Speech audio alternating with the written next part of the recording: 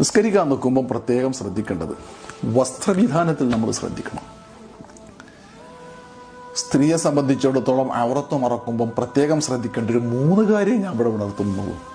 അതിൽ നമ്പർ 1, സ്ത്രീകൾ മക്കന ധരിക്കുമ്പോൾ ഈ ഭാഗം ഇങ്ങനെ തന്നെ ധരിച്ചിരിക്കണം. താടിയെല്ലിൻ്റെ അടിഭാഗം താടഭാഗം പുറത്ത് കാണാൻ പാടില്ല. ഇങ്ങനെ വരരുത്, ഇങ്ങനെ വരണം. ഒരു മക്കനെ തന്നെ പല ആളുകളും വലിയ മുഖമുള്ളവളും ചെറിയ മുഖമുള്ളവളും ഒക്കെ ഇടുമ്പം പല ഭാഗം പുറത്ത് കാണാൻ സാധ്യതയുണ്ട്.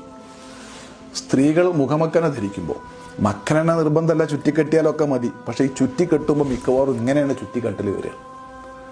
ഇത് ഇങ്ങനെ തന്നെ വരണം. മുഖം എന്ന് പറഞ്ഞാൽ മാ ബിഹിൽ മുവാജഹത്തു ഈ മമ്പിറ്റ് ഷാരി റസി, ഈ തലമുടി മുളക്കുന്ന സ്ഥലം മുതൽ ഈ താടിയല് ഇവിടെ വരെയാണ് മുഖം. ഇത് മുഖത്തിൽപ്പെട്ടതല്ല, ഇത് പുറത്ത് കാണാൻ പാടില്ല. ഒരു ചെവിക്കുറ്റി മുതൽ ഈ ചെവിക്കുറ്റി വരെയാണ്. ചെവിയുടെ ഭാഗങ്ങളും പുറത്ത് നിസ്കാരത്തിൽ സ്ത്രീയുടേത് കാണാൻ പാടില്ല. അപ്പം ഈ ഭാഗം മറക്കുക, അടിഭാഗം മറക്കുക. ഇത് പ്രത്യേകം മക്കന ധരിക്കുമ്പോൾ ശ്രദ്ധിച്ചേ പറ്റൂ. 2, തലമുടിയിൽ നിന്നൊന്നും പുറത്ത് കാണാൻ പാടില്ല.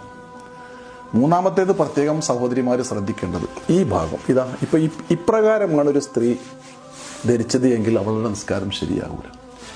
കഫ് എന്ന് പറയും മുൻകൈ ഇതുവരെ, ഇവിടെ നിന്ന് ഇങ്ങോട്ട് സായിദ് എന്ന് പറയും. ഈ സായിദിൽ ഒരു ഭാഗവും പുറത്ത് കാണാൻ പാടില്ല. അപ്പം നിസ്കാരത്തിന്റെ കുപ്പായം ഇങ്ങനെ തന്നെ വരണം.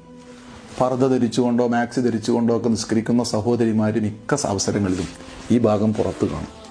എലാസ്റ്റിക് കൊണ്ടോ ബട്ടൺ കൊണ്ടോ എന്താവട്ടെ ശരിക്ക് ശ്രദ്ധിച്ച് ഇപ്രകാരം തന്നെ മുൻകൈ മാത്രമേ പുറത്ത് കാണാവൂ. ഇപ്പുറം പുറത്ത് കാണുന്നില്ല എന്ന് ഉറപ്പ് വരുത്തണം, അല്ലെങ്കിൽ നിസ്കാരം